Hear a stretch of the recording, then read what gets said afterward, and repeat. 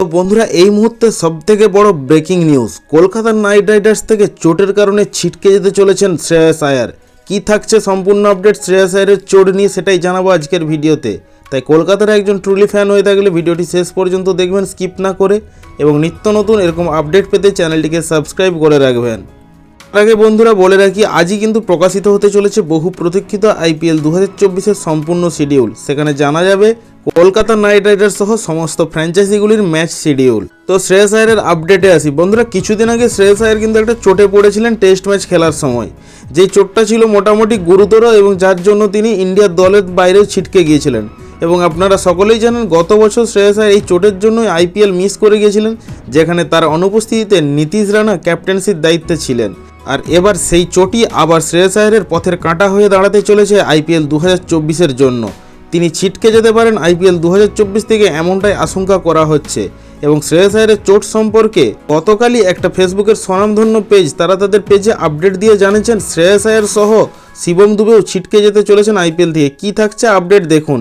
লিখেছে, big blow for the Mumbai cricket association as their key player Shreyas Iyer and Shivam Dube are injured and have been ruled out for the knockout Ranji trophy match. অর্থাৎ বুঝতেই পারছেন শ্রেয়াস আয়ার যে পিছনের দিকের injury রয়েছে এবং শিবম দুবের যে হাতে ইনজুরি রয়েছে, যার জন্য তারা কিন্তু রঞ্জি ট্রফির ফাইনাল অথবা নকআউট ম্যাচগুলো খেলতে পারবেন না।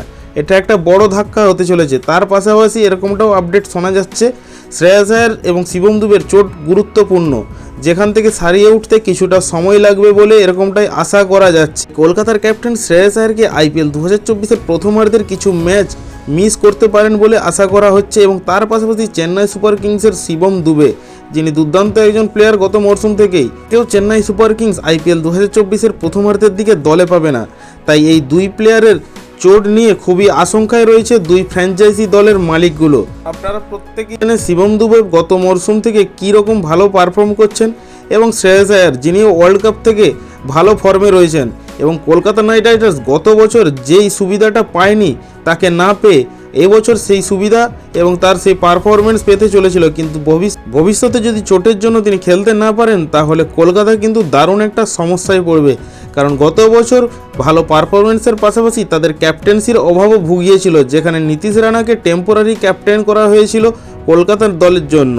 বর্তমান বছরেও শ্রেয়াসের চোট যদি না সারে, তাহলে কলকাতাকে নতুন করে আবার ক্যাপ্টেনের কথা ভাবতে হতে পারে। তো বন্ধুরা এরকমটাই ছিল আজকের ভিডিওতে শ্রেয়াসের নিয়ে আপডেট। ভিডিও শেষ পর্যন্ত দেখার জন্য অসংখ্য ধন্যবাদ।